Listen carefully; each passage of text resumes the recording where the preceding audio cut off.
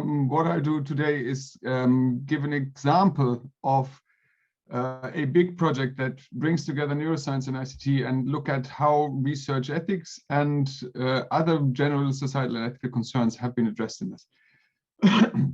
So what I'll do in this talk is sort of introduce the concept of responsible innovation. I'll talk about the project, the Human Brain Project, and then I'll talk you through what we encountered in terms of ethical concerns and how we try to deal with them. And really the purpose of this is to speak to the overall topic of the conference, namely the beyond compliance. The question of how does compliance-oriented research ethics work sit with other types of ethical and social concerns, which are not necessarily subject to compliance, right? So that's what I'll do.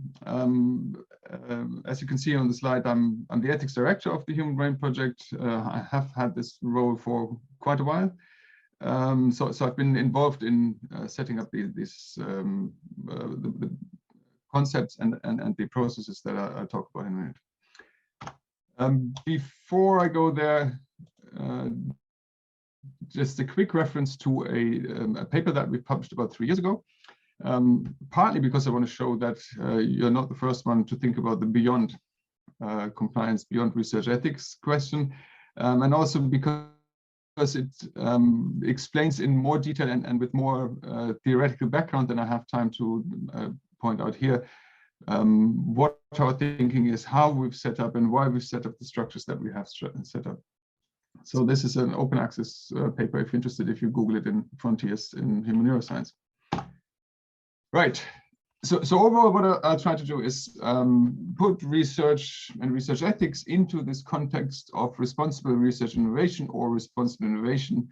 And there's a debate we had on what the difference between those concepts is, but I will not bore you with it, because if you are in this field of responsible innovation, you probably are aware of the debate, and if you're not, then you probably don't care.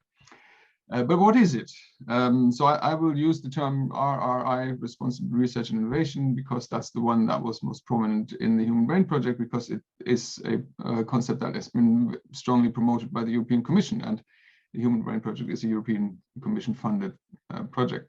So what is it? RRI here is the definition from the Council of the European Union from under the Italian presidency in 2014. Is the ongoing process of aligning research innovation to the values, needs, and expectations of society. So this was published at the eve of Horizon 2020, and responsible research innovation was a significant presence in Horizon 2020, where there was a whole research funding stream focused on this, and there was also a lot of cross-cutting activities where responsible innovation was meant to be brought into other types of projects. So this is the Rome Declaration. This is one take on it. There are lots of other definitions. One that I like comes from another EU-funded project. This is the RRI Tools project, and they defined responsible research innovation as a way to do research that takes a long-term perspective on the type of world in which we want to live. Now, the reason why I like this definition is that it's ambition. Now, it moves away from the nitty-gritty every day. These are the problems we need to address, and these are the forms we need to fill, and these are the boxes we need to tick, to a much broader perspective. So what is the world that we want to live in? What's it going to look like? And how can we use research and innovation activities in order to promote this? Now, I think that, of course, is a very tall order, and it may be fundamentally impossible to ever achieve it, because whoever we may be, may never agree on what world we want to live in. But I think what's important here is to recognize that research has this important role in broader society, and thinking about what this role is and how research manifests itself and the consequences of research, how they manifest themselves in the social world, is something that researchers should think about. And that is the ambition that this definition tries to embed. Right, so this is sort of the background. So I'm trying to set this picture of, now there's this big ambition, and I'll come back to ethics and research ethics and compliance in a moment. Before I do this, I'll talk you through the Human Brain Project and eBrains. So the Human Brain Project is a future and emerging technologies flagship project. So there were only 3 of those funded. The second one that was funded in parallel to the Human Brain Project was one called Graphene, and then a couple of years later, they launched another one around quantum technologies. Now, the idea behind these were that these were going to be big, multidisciplinary, moonshot type projects. So they're bringing lots of people together to then address a significant challenge that the world faces. And you see resonances of this with the current structure of Horizon Europe, where you have those missions, but they haven't been translated into this type of project anymore. So these projects were set out to run for 10 years. So the Human Brain Project started in 2013, and we're now pretty much a year away from it finishing. So we've run for 9 years. We had a core funding of somewhere around 450 million euros from the European Commission. And the idea was that that was going to be supplemented with other types of funding from national funders, from industry, and so on. It's a very big project. It has well above 100, so I think somewhere around 120, 130 partner organizations. There are loads of people working on it. So it says here 500, it's probably more. It's probably more like 700 scientists, researchers, but also administrators, PhD students, you name them. And what it tries to do is to, and this here is the mission of the project in its latest iteration. So it tries to tame brain complexity.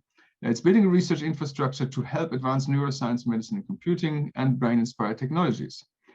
eBrains, the little logo you see here on the right, is the research infrastructure that will succeed the Human Brain Project. So at the moment, the Human Brain Project puts its resources into developing this research infrastructure, which is called eBrains, and eBrains will then take over at the end of the Human Brain Project, and it will become, well, it already is, but it will be further developed as a European distributed research infrastructure. So I have a few slides here that represent this narrative in slightly different ways. So eBrains builds on the Human Brain Project. Human Brain Project is a research project. eBrains is a research infrastructure. They're funded in completely different ways, and they have different purposes, but there is sort of this transition where the Human Brain Project that did a lot of scientific work that fed into the development of the eBrains infrastructure, which will then survive and which will be used for further scientific, neuroscientific work. So some of the things eBrains offers is access to data, all types of brain data, animal data, but also human data. It provides access to tools, notably a lot of stuff around simulation, and also to resources. So if you want to run a simulation of a part of the brain, this often requires computing resources that individuals and even normal organizations don't have. So eBrains provides access to supercomputing resources, for example. There have always been, and there still are, 3 main areas of interest. One is neuroscience as a scientific endeavor. The idea was always that we were going to use the Human Brain Project to also advance brain medicine. So there is a whole medical stream of work going on. And then finally, there is also the development of brain-inspired technologies. So we not only do research around neuroscience, but we also look at how does that help us develop the next generation of technologies. And examples of that would be neuromorphic computing, where we have 2 different streams of work going on. We also have neurorobotics. So these are technologies that want to take neuroscience to develop the next generation of IT, of computers, maybe of AI. A key challenge for an infrastructure is that it has to have a scientific community. It needs a user community. There need to be people who want to use it. And the Human Brain Project has developed a certain set of activities where it aims to develop or is in the process or already has developed user communities around those activities. So these would be the points you see here on the right. So we have a lot of data and knowledge activities. So you can, for example, if you're a neuroscientist and you want to store your data and make it available, which is something that many funders require, which you also may want to do just to make sure that your data isn't wasted. the Human Brain Project and eBrains have facilities to do that. So they can curate the data, they can make it available, they can store it, and so on. There are atlases, various types of brain-related atlases that are available that you can look at and also use for research purposes. I've already alluded to simulation, which has always been a core component of the project. There are brain-inspired technologies, and there's also medical data analytics, where the idea is to bring together medical data for research purposes, but also in the end for medical purposes. And this, the idea of having this big infrastructure is that it will allow you to bring together workflows which would be very difficult to integrate otherwise. So from individual data, these may be all sorts of data, fMRI data, all sorts of other neural data that you can think of. These data can then be curated. They go into what we call the knowledge graph, which is sort of a metadata database of the neuroscience data we have. And you can then use that data for other purposes. So you can, for example, draw on it to then run a simulation, develop a model, whatever it is you want to use, and in the end use a supercomputer to see whether the model works. So it's the idea is that eBrains will provide an integrated platform. Now, who are the people who are interested in this, or should be, or could be interested in this? And you see here an attempt to classify them and categorize the type of stakeholder groups. So clearly, there are the neuroscientists who have been the driving force behind it, but you also have other types of stakeholders. So you have neurologists, for example. So this is the medical side. You have industry who might be interested in using this sort of stuff for looking for new types of drugs, for new types of understanding of brain diseases that can then inspire products and services.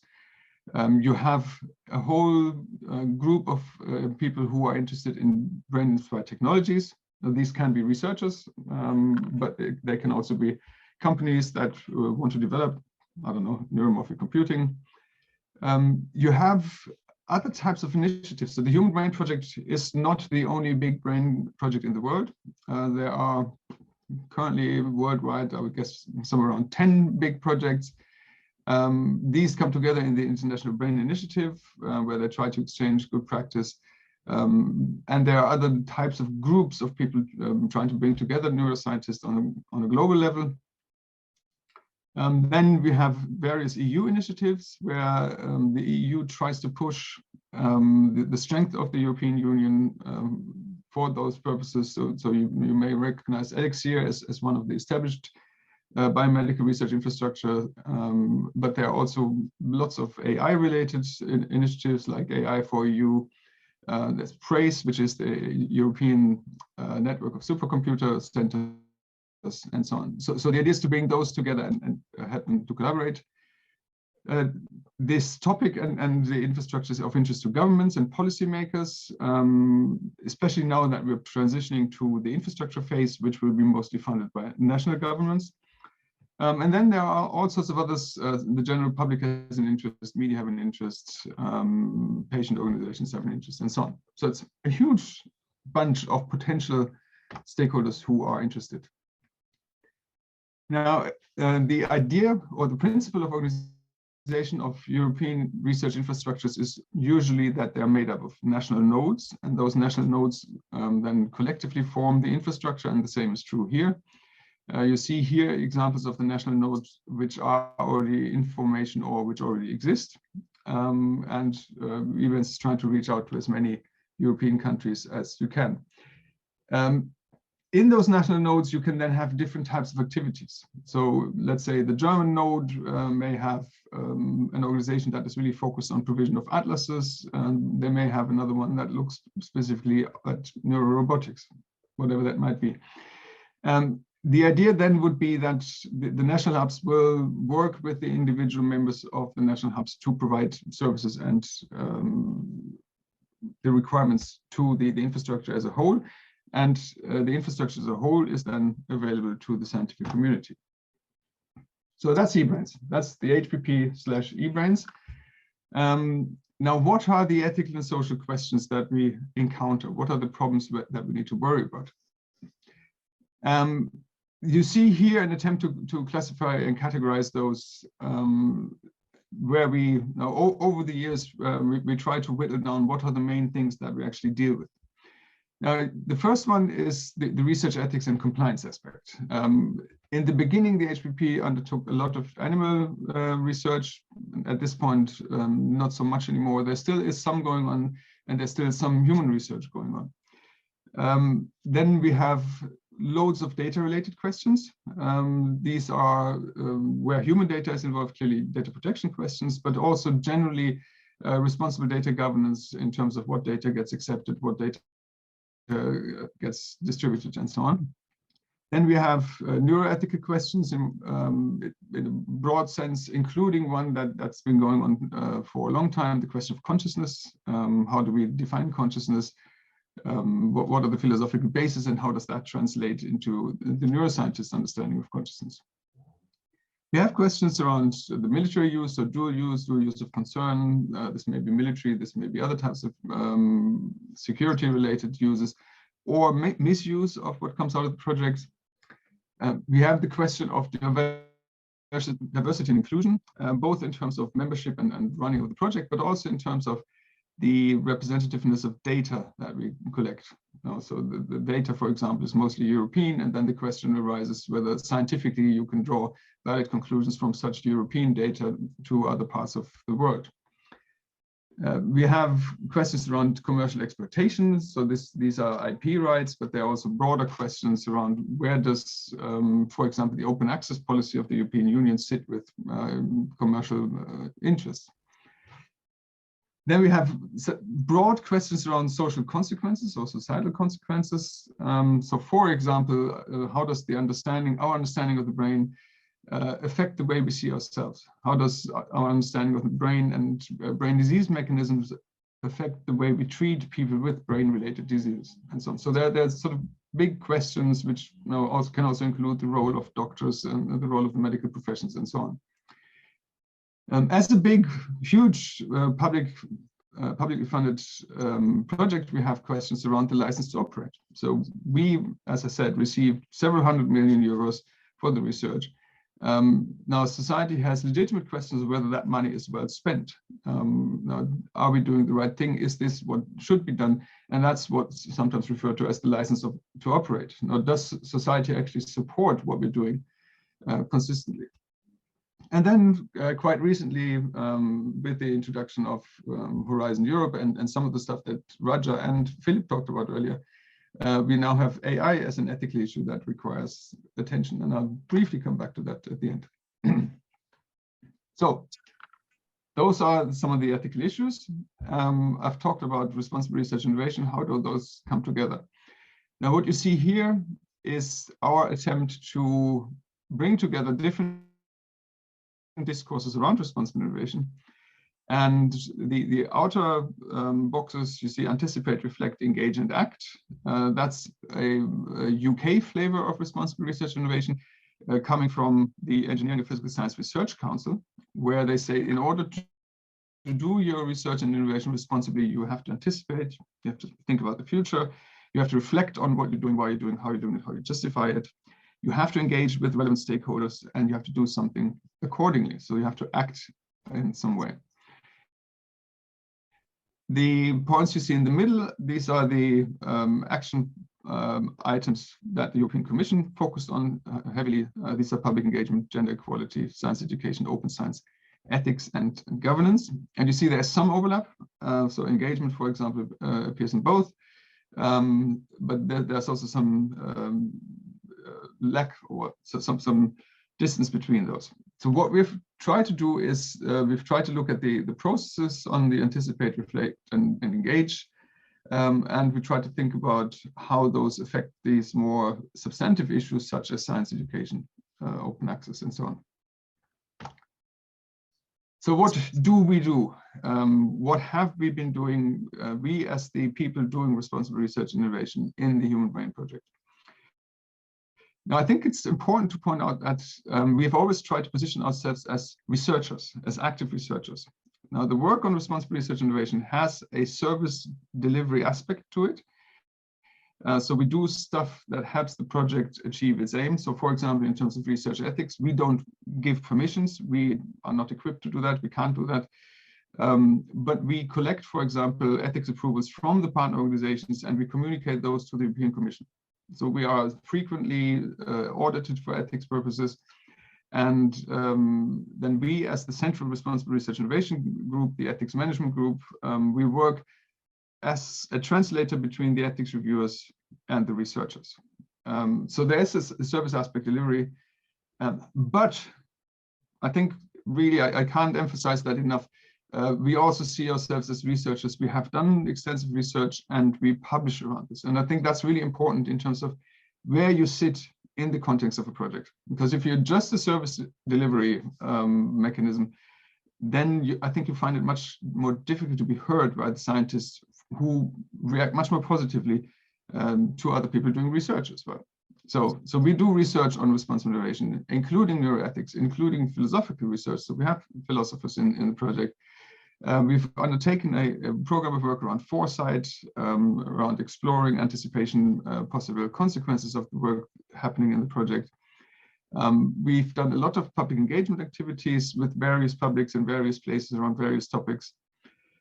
We've got a set of activities which we've called researcher awareness, and these really aim to look inside the project. So this is an attempt to engage with the scientists, with the researchers, with the technicians, with the engineers within the project to explore their views on ethical concerns.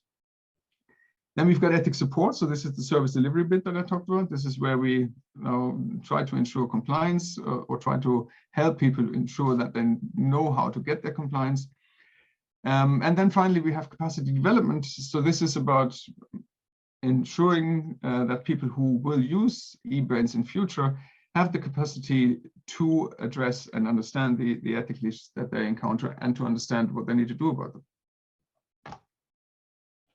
So this is these were sort of the topic areas. And now how do we do this? What have we done within the project in order to achieve these? So these are structures that we've put in place for ensuring that there are correct mechanisms, that there are ways of discussing these questions that will help achieve the outcomes that are aimed for. So we have an external ethics advisory board. They have been accompanying us as sort of our critical friend who we can bounce ideas off and who will give feedback on what we're doing. We have an ombudsperson who people can contact if something, particularly if research integrity issues arise within the project. We have an ethics rapporteur program, as we call it. And I think this is an important component because it's our attempt to ensure that there is constant communication between the responsible innovation group and all aspects of the project. So these rapporteurs are people who work in the scientific and technical work packages, who are selected basically on the basis of whether they want to work with us. And with them, we regularly review what's happening in their work packages, in their tasks, in the activities they do, and think about, do new issues arise? Do new questions arise? Is there anything that we need to do? So this is something that happens sort of on an annual basis, and they write up a short summary. This is the one-pager you see here of what they think are the key concerns that we need to deal with, and that gets discussed with the ethics advisory board. That also gets done in preparation for ethics reviews and so on. So this is an attempt to structure internal collaboration across all scientific disciplines. Then we've worked out a compliance management workflow to make sure that we can demonstrate that we are compliant with ethics approvals. And we have various committees and groups that look at particular topics and issues. So we have a data governance working group, we have a dual use working group, we have a diversity and equal opportunities committee. All of these look at, as it says on the tin, the different topics that they deal with. And then there is integration of our work into the governance structures. So I, as the ethics director, sit on the directorate, and the directorate is the key administrative decision-making body of the project. The work package leader for responsible research and innovation sits on the scientific and infrastructure board, which is the key scientific decision-making body of the project. So we are represented in the various governance structures. is a little bit more detail for people who are interested in structures of projects. So we have 9 work packages in the current configuration of the project. And the last one, the 9th one, you see at the bottom right, the green one, that's the home of responsible research innovation. The work package is called responsible research innovation, where we have the different tasks you can see there. But we also have ethics-related activities and typically a task in many of the other work packages. So the first 3 work packages are what we call the scientific work packages. This is where the neuroscientific work happens. So in each of those, we have a task. Then in work package 4, which is one of the infrastructure development work packages, this is where compliance management, where data protection, but also community building sit. Then we have work package 7, which is the admin work package, where our ethics advisory board and the ombudsperson sit. Right. So this is trying in a nutshell to compress 9 years of activities. What can we learn? Have we learned from that so far? Well, we've learned many things. Among them, that public engagement can actually help make decisions. It can lend legitimacy to decision preparation. We have found also very clearly that compliance issues tend to dominate the responsible research innovation agenda. So compliance is clearly a focus of the European Commission, of the ethics review of the European Commission, and there is a danger that compliance will be in the center of attention, even though it may be less problematic than other aspects of ethics. We have learned that interdisciplinary collaboration is challenging. Now, that's not a particularly new insight. It is challenging when we try to work across the different disciplines with the scientists, with the neuroscientists, with the computer scientists. But it's also challenging even within the responsible innovation group, where we have people, we have philosophers, we have social scientists. So what counts as good research? What's a valuable contribution? These are all questions that continually get asked. We have learned that responsible research innovation is not a settled concept, so it continues to develop, and what exactly it means is subject to debate.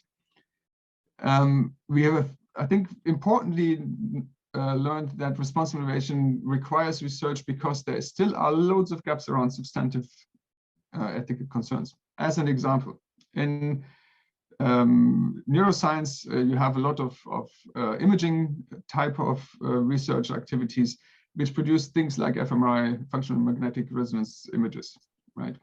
So the one question that arose was, well, when do we consider those to be personal data and when do we consider those anonymized? And it turns out that the process that neuroscientists used to employ in order to ensure anonymity of fMRI data is probably not sufficient.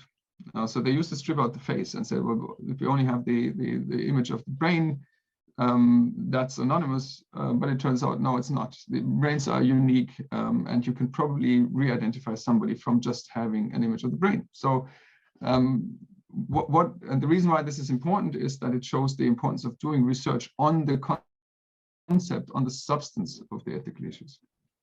And the final point here is that the success of what we have done and what we are doing is difficult to prove. So we do think that we have made a difference. We do think that our contribution is recognized, but actually providing evidence of that is often difficult. So coming closer to the end, so responsible innovation remains a contested concept, but I think it is probably, from my perspective, certainly it's a better concept than ethics, research ethics, or research ethics compliance, because it's broader, because it has this broader remit and ambition. What's important when you try to implement it is expectation management. We will not solve the problems of the world. Responsible innovation is not a panacea. Conflicts will remain, disagreements will remain. So it's very important to make clear that we don't position ourselves as the solution to all the problems. Responsible research innovation should be understood as a process rather than a solution. So it's not we do this and no problems arise. It's rather we do this as a way to structurally embed thinking about what is happening in the science and in the research. And how this is done is not static. It's not going to stay the same. So it needs to co-evolve with the science and the research themselves. Now, coming towards the end, where are we now? So we have a year left. What are we now trying to do? Where do we go from here? So we're now working very heavily on the transition from the research project to the infrastructure later on, where funding processes will be different, as I indicated. So the centralized funding, for example, for responsible innovation will no longer be there. So the question is, how can we find ways to organizationally integrate responsible innovation? In order to do that, we have developed an ethics and society vision. So and you can find that on the Human Brain Project website now, where we say, well, this is where eBrains wants to be, sort of as the guiding principles. We are in the process of creating an eBrains Ethics and Society Committee, which will be tasked with implementing this vision and building on the work we've done and modifying it in a way that's suitable. We are working heavily on community building and capacity building. So we do lots of training activities and we try to get people in. We are now looking at questions of commercial exploitation. What are the challenges there? And we are also working heavily on the global level around various aspects of the work we've done, for example, neuroethics, but also data governance, in order to ensure that our lessons learned remain. Now, just very briefly, as I think this is my last slide now, Raja talked earlier about Altai, about the assessment list for trustworthy AI. Now, we've now been on the receiving end of that. We've been asked to look at the ethics of AI, and Altai was given to us as the mechanism of doing that. And this is a paper that we've just published a couple of weeks ago in AI and Ethics, where we report how the implementation of Altai on a project level works. And in a nutshell, I think Altai doesn't really work particularly well for research projects because it assumes that you can predict the consequences of the use of an AI, which in a research project, by definition, you can't. And here's a bunch of resources, so various links that you can look at on how we do research, responsible research innovation, and also some academic papers. With that, I think I'll stop to share and stop to talk. Thank you very much for your attention.